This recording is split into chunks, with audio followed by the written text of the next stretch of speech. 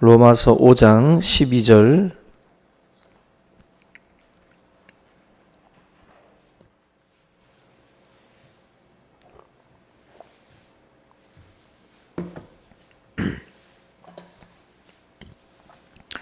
로마서 5장 12절입니다.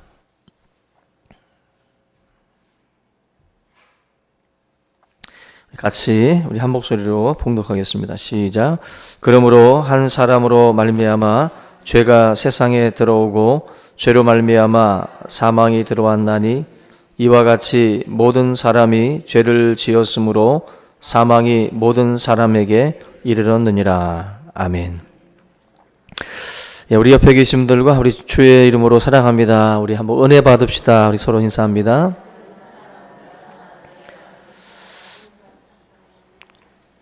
오늘 이제 우리 사도신경 강의 지금까지 하나님에 대한 그런 고백, 그리고 예수 그리스도에 대한 고백, 그리고 성령님에 대한 고백, 그리고 지난 시간에 우리 교회 공동체, 교회와 신앙 공동체에 대한 그 고백에 대해서 우리 살펴봤는데, 이제 이 마지막 부분이 예수님 안에서 성도들 개인에게 어떤 일들이 벌어졌는지 그것을 이제 마지막 부분에다가 이제 정리를 해놨습니다. 죄를 사하여 주시는 것과 몸이 다시 사는 것과 또 영원히 사는 것을 믿습니다. 이게 지금 우리 개인에게 일어나는 사건이에요. 죄가 사함받고 또 우리 몸이 다시 살고 또 영원히 살게 되는 그 영생의 복이 마지막 사도신경 말미에 이렇게 딱 정리가 돼서 이제 드려집니다. 오늘 우리 죄를 사하여 주신다라는 죄사함에 대한 내용을 좀 다루겠는데요.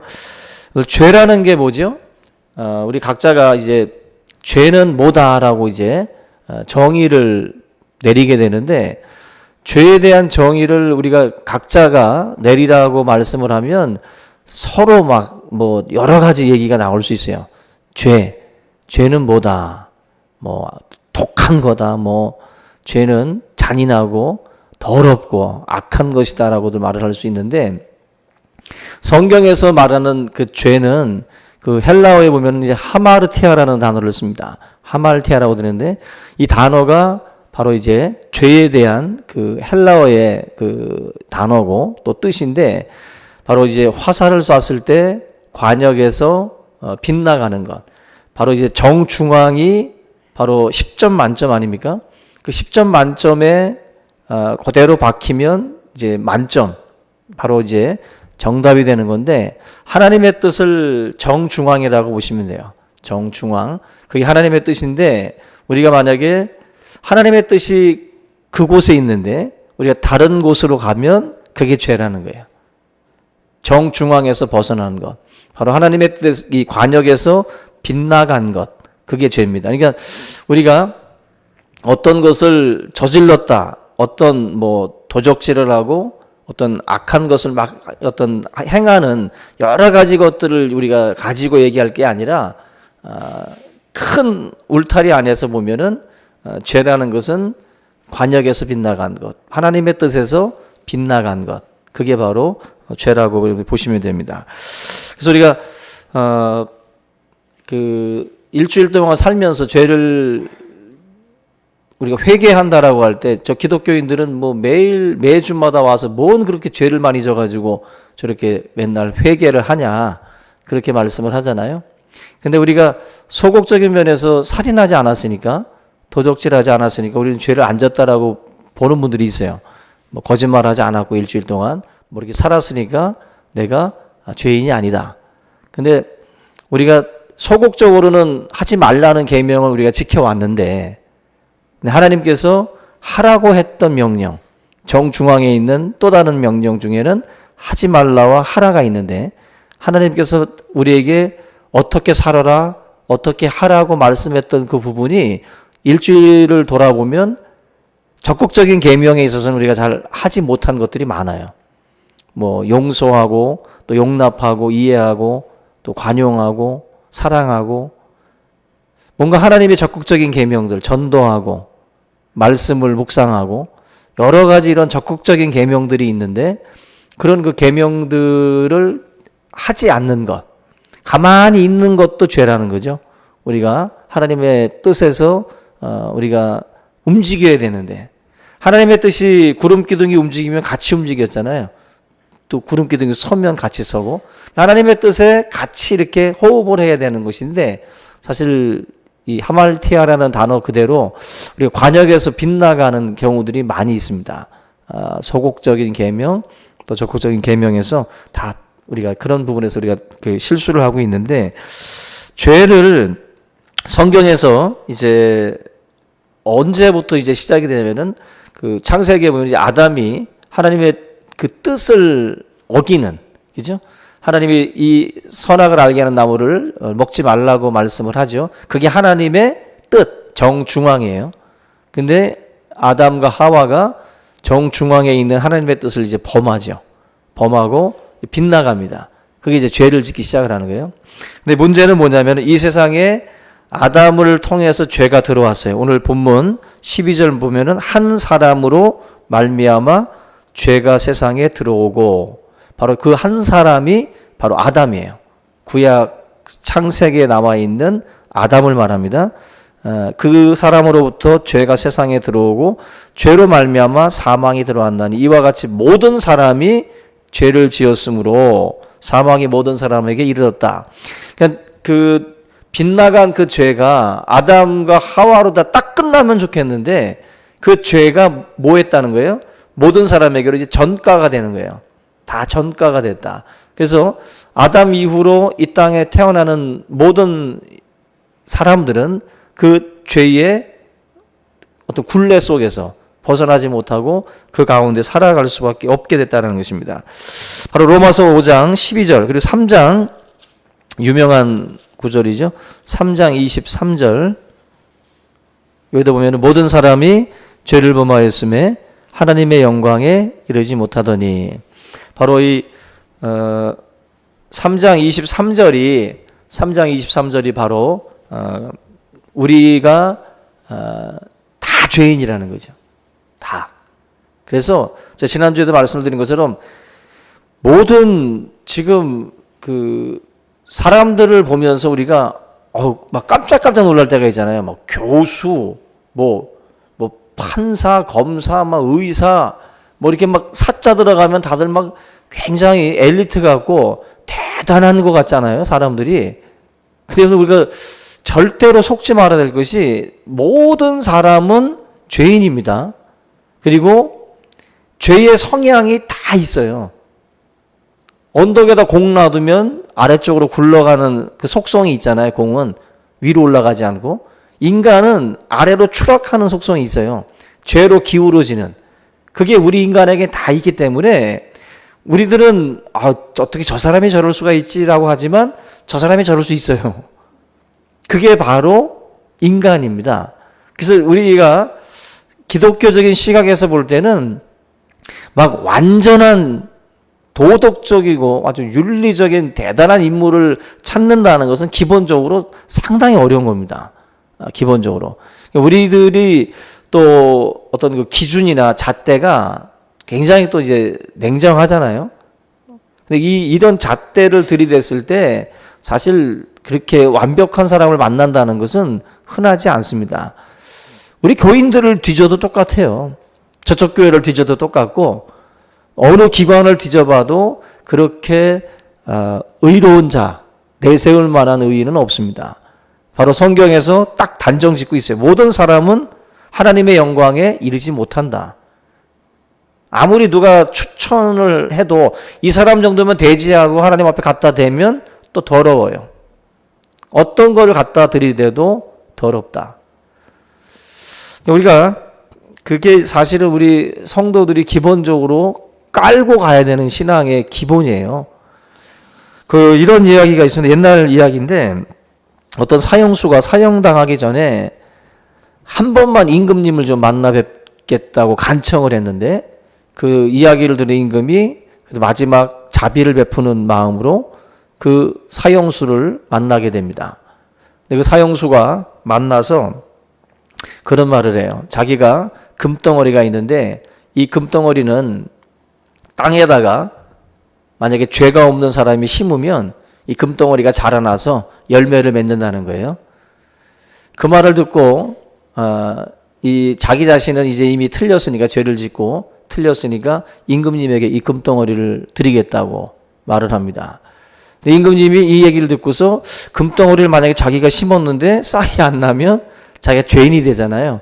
그러니까 임금님이 머리를 써서 자기 신하에게 그 금덩어리를 땅에다가 누가 한번 심어보라고 이야기를 합니다. 명령을 내렸는데 아무도 앞에 안 나오는 거예요. 아무도 이 금덩어리를 내가 한번 심어보겠다고 말하고 나오는 사람이 없더라는 거죠.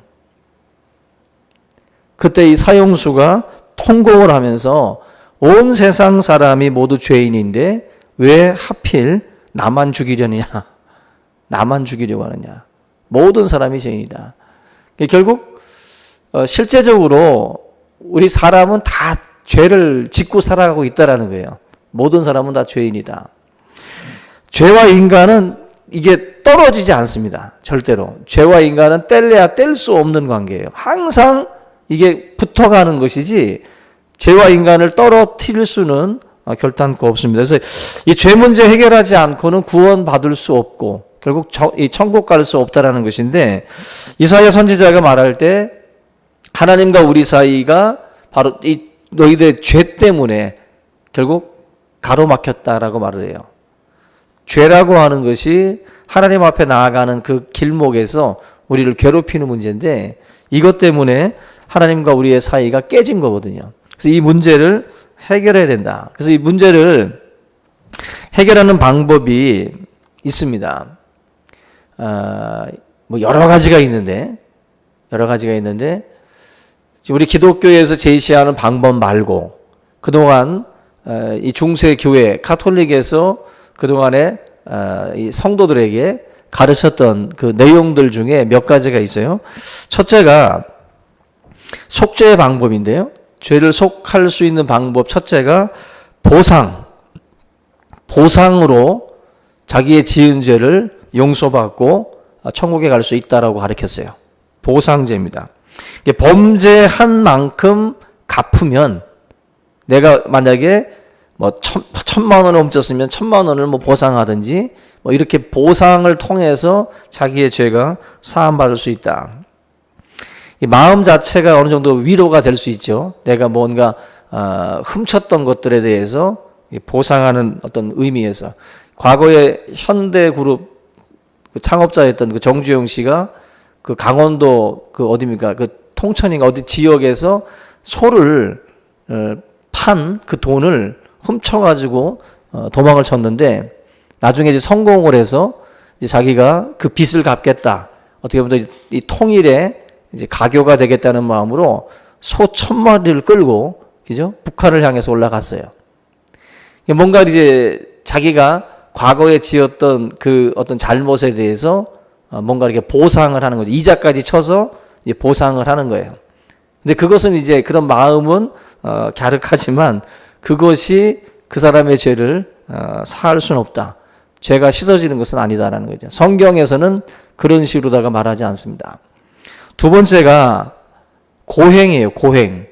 자기 스스로가 아주 고행, 수련을 통해 가지고 뭔가 자기를 막 치고 쳐서 고행을 통해서 이제 천국 가겠다라고 생각을 하는 거죠. 막 40일 금식, 예수님이 40일 했으니까 자기는 42일을 하자 가지고 막 41일 금식하고, 뭐 필리핀 같은 데도 예전에 그랬대잖아요. 십자가에서 고난 주간이면 막 채찍 그 갈고리 같은 거 껴있는 거로다가 채찍질을 해가지고 온몸이 막 피가 낭자하게 그렇게 막 피 흘리면서 고난 주간에 예수님이 당했던 고난을 자기가 그 고행을 통해서 뭔가 이렇게 갚고, 뭔가 천국의 죄의 사함을 받겠다라고 하는 마음으로 그렇게들 하거든요. 지금도 마찬가지로 그런 일들이 있죠. 근데 이 고행을 통해서 그 뭔가 보상을 받겠다라고 하는 생각들이 많은데, 제가 그 사진 자료를 좀 하나 준비했는데요. 그 로마에 가면 그 계단 성당이라는 게 있어요. 계단 성당. 그러니까 이 스칼라라고 하는 이 계단 성당, 이 지금 그림에 보시면 저 계단 위로 많은 그 성도들이 지금 무릎을 꿇고 있잖아요. 무릎을 꿇고 저게 이제 28개의 계단인데 28계단 성당이라고도 하는데 저 28계단 성당을 무릎으로 지금 막 올라가는 거예요. 저게 무릎으로. 우리 성도님들도 교회 올 때 그냥 무릎으로 올라오세요. 그냥 무릎으로.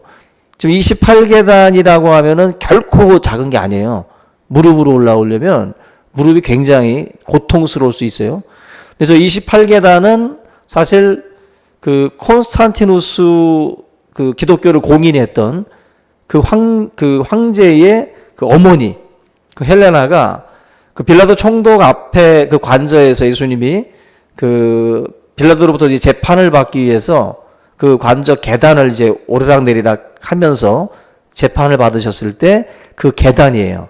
그 계단을 예루살렘에 왔던 그 헬레나가 저걸 이제 로마로 가지고 온 거예요.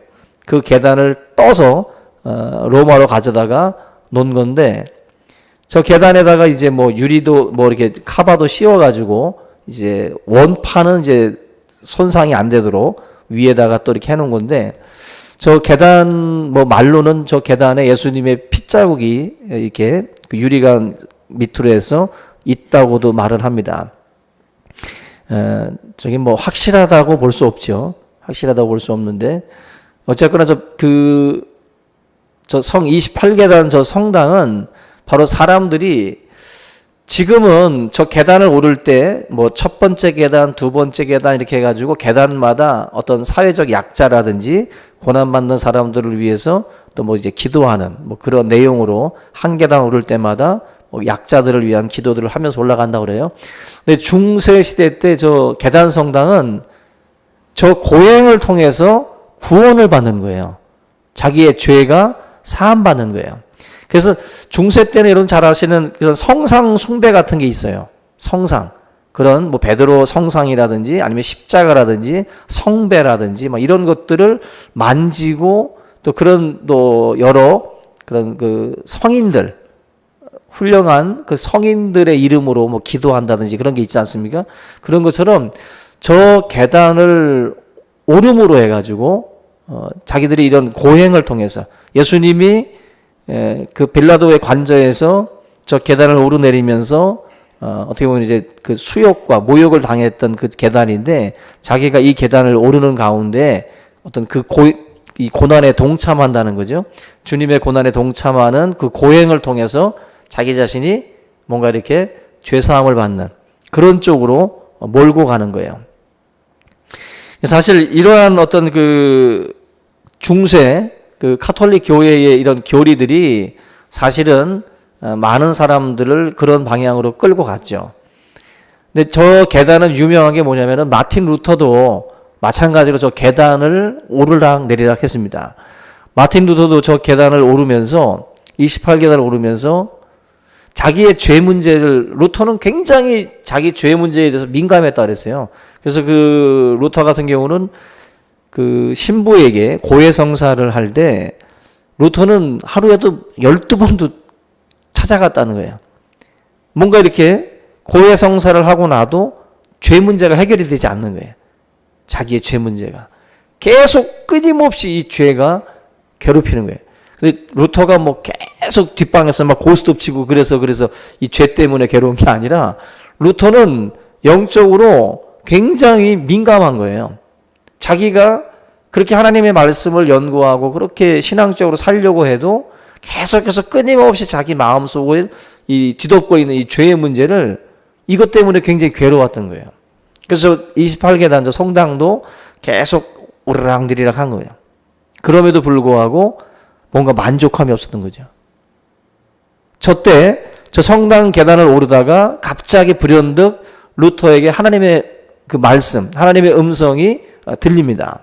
그게 바로 우리가 흔히들 말하는 이신칭의 믿음이 없이는 하나님을 기쁘시게 할 수 없다라고 하는 그 중요한 말씀이 이 루터의 이 마음 가운데에 들려지게 됩니다. 우리가 루터라고 하는 이 사람이 결국 믿음이 없이는 이런 고행으로 하나님 앞에 나아가는 것이 아니라 믿음 가지고 가야 된다는 거죠. 믿음을 가지고 가야만이 하나님의 백성이 되고 하나님의 나라에 가는 것이지 이런 고행으로 되는 것이 아니다라는 것을 갑작스럽게 루터가 이 계단을 오르다가 깨닫게 된 거예요. 그게 바로 이제 종교 개혁의 시작입니다. 루터가 원래는 이 가톨릭 신부잖아요. 사제인데 사제로서 이렇게 있다가 결국 깨달은 거죠. 이 하나님의 말씀의 진리는 이거다. 로마서 1장 여러분들 17절 한번 같이 볼게요. 로마서 1장 17절. 요거는 없습니다. 예. 1장 17절 같이 읽어봅니다. 시작. 복음에는 하나님의 의가 나타나서 믿음으로 믿음에 이르게 하나니 기록된 바 오직 의인은 믿음으로 말미암아 살리라 함과 같으니라. 이게 종교개혁의 그 중요한 구절이에요. 로마서 1장 17절이. 요 구절이 루터로 하여금 번뜩이게 한 거예요. 아, 로마서의 말씀을 통해서 이게 바로 하나님이 우리에게 주시는 메시지구나. 모든 사람, 오직 의인은 믿음으로 말미암아 사는구나. 믿음으로. 어떤 이런 고행이라든지 보상이라든지 적선이라든지 또 인간의 공로라든지 뭐 이런 것으로 우리가 하나님을 기쁘시게 하는 것은 아니다. 우리가 정말로 구원받기 위해서는 이런 어떤 인간적인 생각으로 해서는 안 된다. 11번 잠깐 보시면요. 11번 잠깐 보시죠. 이 보면은 그 공로를 세워서 지은 죄를 용서받으려는 사람이 있었어요. 공로. 그냥 그 면죄부 판매 아시죠? 이 베드로 성당을 지을 때 그 성당을 짓는 비용이 너무 많이 들어가는 거예요. 성당을 지을 때. 근데 성당을 짓는 비용이 너무 많이 들어가다 보니까 이 비용을 충당하기 위해서 그 가톨릭 그 사제들이 머리를 짜서 만들어 놓은 게 바로 이 면죄부입니다. 면죄부라고 하는 그 어떤 그 죄를 사해주는 그런 어떤 그 면죄부를 이제 판매를 하게 되는데 이게 바로 성당 건축, 교회 건축을 위해서 만약에 헌금을 많이 하게 되면 이 사람들에게 이제 면죄부를 이제 주는 거예요. 그러면 그 면죄부를 받게 되면 자기들의 어떤 그 아버지, 돌아가신 아버지라든지 이런 사람들이 결국 그 면죄부로 말미암아 연옥이라든지 이런 데서 천국으로 옮겨지는 뭐 이러한 역사들이 일어나게 되는 거예요. 한마디로 돈을 가지고 죄가 사함받는 거예요. 하나님이 기뻐하시는 것이 교회 건축이다. 교회를 건축하는 그 일에 많은 헌금을 낸 사람들은 천국에 갈 수 있다라는 것이죠. 그게 바로 이 면죄부를 대량으로 판매하는 그러한 일을 벌인 그 어떤 그 아주 사악한 음모죠. 결국 이 천국으로 끌어올릴 수 있다라고 하는 이 허황된 그 이야기에 많은 사람들이 거기에 혹해서 또 우리 인간적인 마음에 내 부모가 믿지 않고 뭐 이게 잘못된 죄 가운데에 또 죽었는데 이런 기회가 있으니까 얼마나 좋겠어요? 얼마나. 우리 기독교인들 중에서 예수 안 믿다가 돌아가신 분들 있잖아요. 가족 중에. 근데 그분들을 우리가 기도한다고 그분들이 천국으로 갈 수 있는 게 아니에요.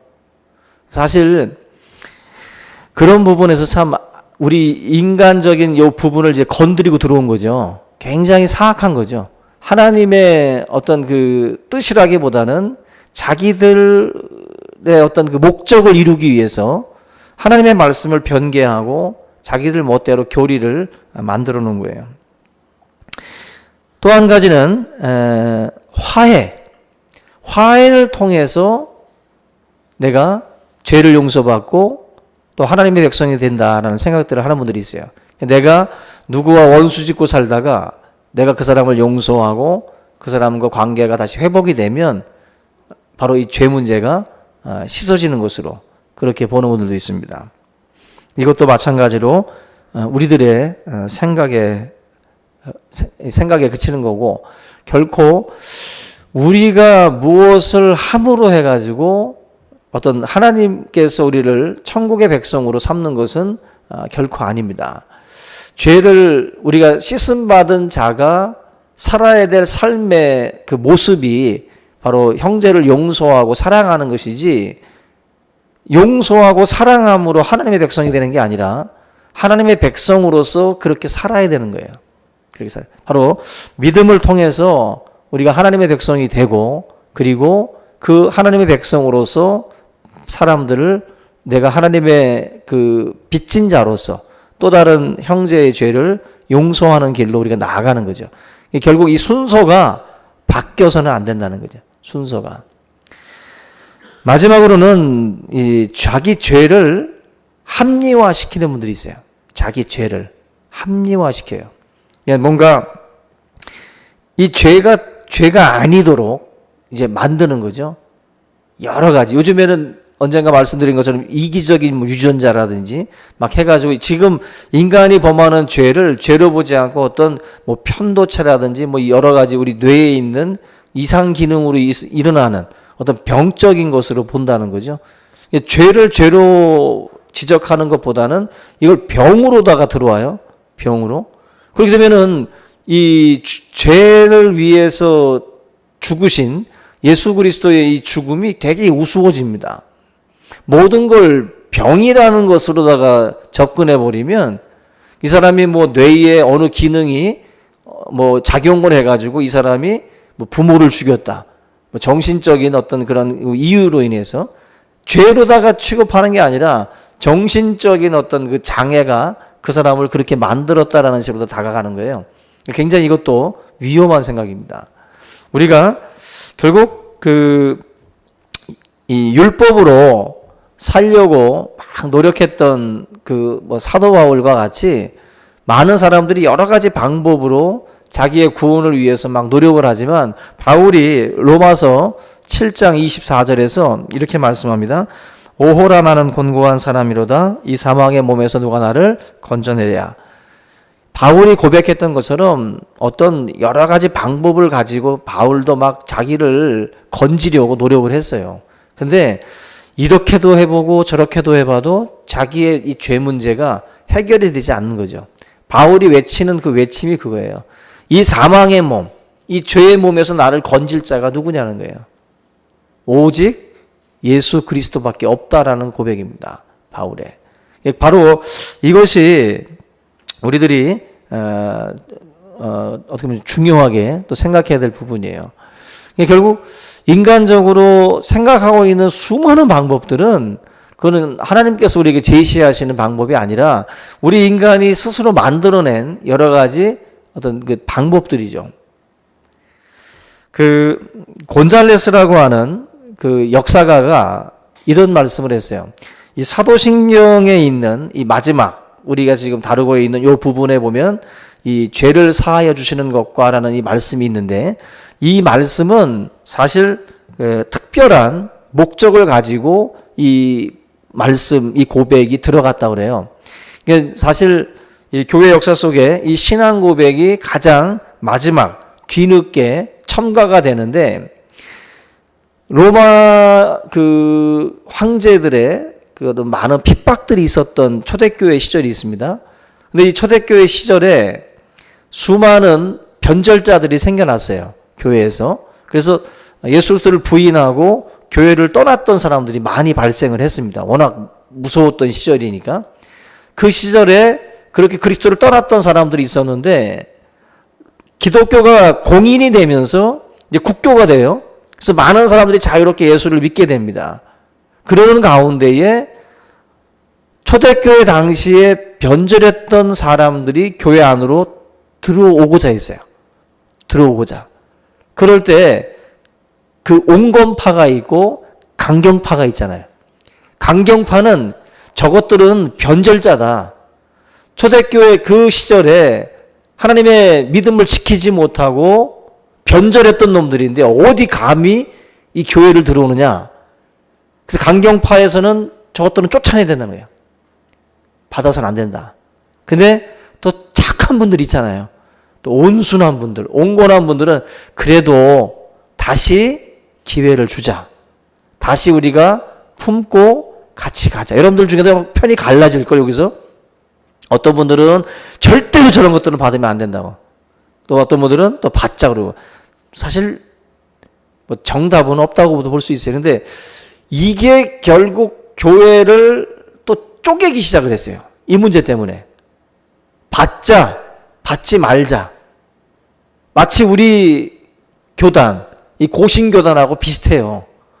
우리 고신교단이 순교한 사람들의 어떤 옥중 성도들, 바로 그리스도를 부인하지 않고 끝까지 믿음을 지켰던 분들이 추록 후에 이제 형성된 이 교단인데, 우리 고신교단 같은 경우도 나중에 그 변절자들에 대해서 통렬하게 비판들을 많이 했거든요.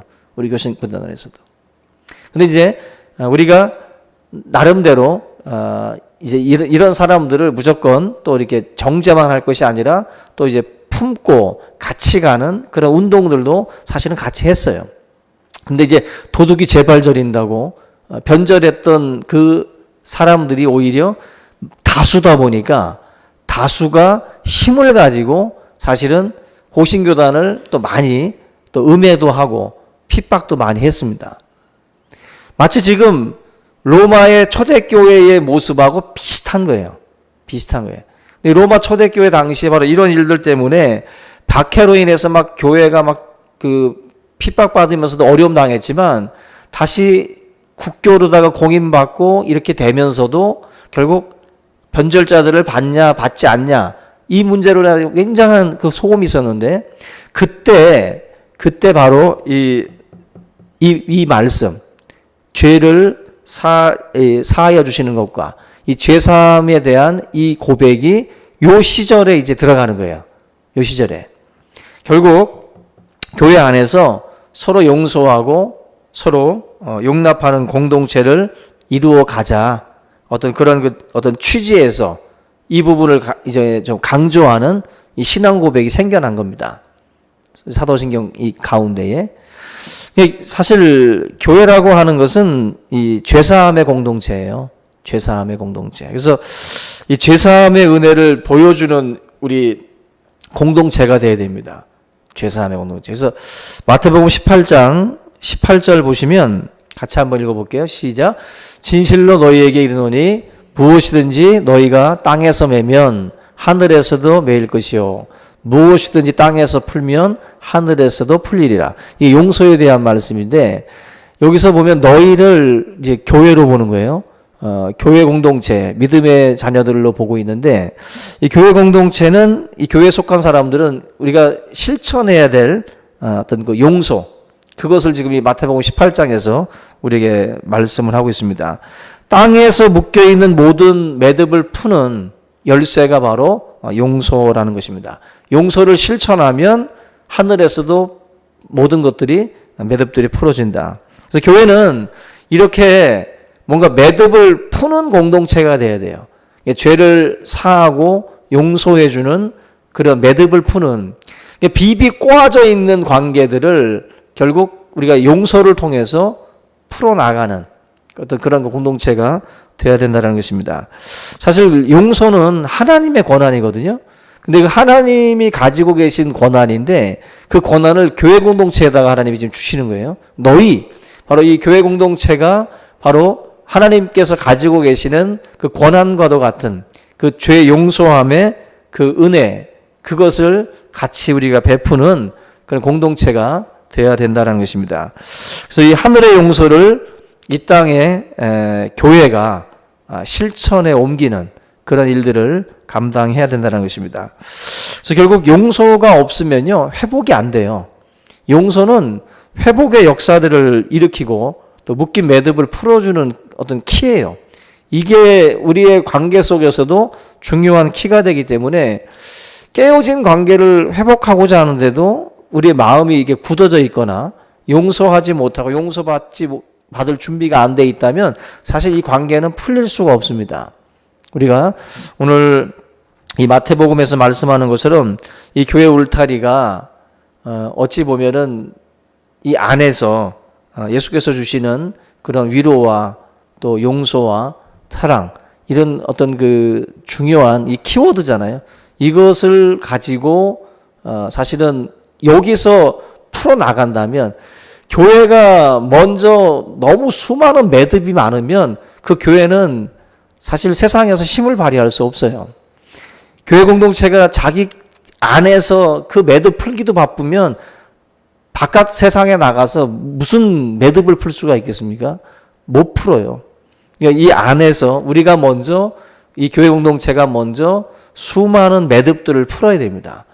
그 죄를 용서하고 사하는 그러한 그 매듭을 푸는 작업들, 이것이 있을 때 바로 세상에 매듭을 푸는, 또 하늘에 이 매듭이 풀리는 놀라운 역사들이 나타나게 될 줄로 믿습니다. 오늘 이 말씀을 우리가 함께 기억하면서 우리 교회 공동체가 서로의 죄를 용서하고 사함을 받는 그러한 축복된 그런 공동체가 될 수 있기를 바랍니다. 우리 이 시간 우리 함께 기도합니다. 우리가 계단을 무릎으로 올라오지는 않지만 하나님은 우리의 죄를 다 용서하셨습니다. 그 용서는 예수 그리스도로 말미암은 용서예요.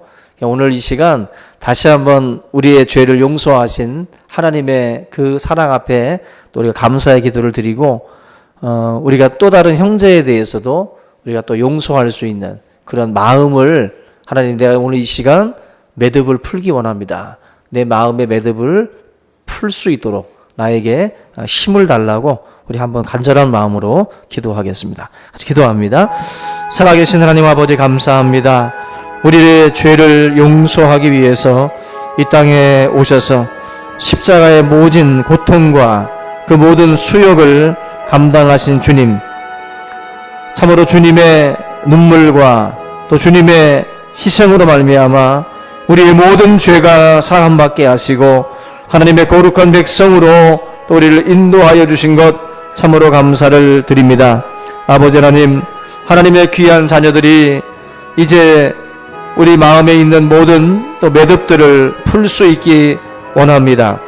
하나님, 이 땅에서 우리의 모든 또 아버지 하나님이여 매듭을 품으로 말미암아 하늘의 매듭이 풀릴 수 있게 하시고, 하나님, 우리 교회 공동체가 서로 용서하고 또 하나님의 죄사함의 축복 가운데에서 하나님 아버지, 우리가 먼저 용서하고 또 우리가 또한 그 죄를 사함으로 우리가 또한 세상을 향해 하나님, 우리가 용서를 선포할 수 있는 그러한 교회가 될 수 있도록 인도하여 주시옵소서. 하나님께서 이 교회 공동체를 통해서 놀라운 용서의 메시지를 우리에게 허락하여 주시는 줄로 믿사오니, 아버지 하나님, 우리가 받은 바 하나님의 그 은혜를 기억하며 우리 또한 주 예수 그리스도의 사랑을 전하고 예수 그리스도 안에서 형제를 용서하며 하나님, 우리의 묶였던 모든 관계들을 또한 우리가 하나하나 풀어갈 수 있도록 인도하여 주시옵소서. 성숙한 그리스도의 제자가 되기를 원합니다.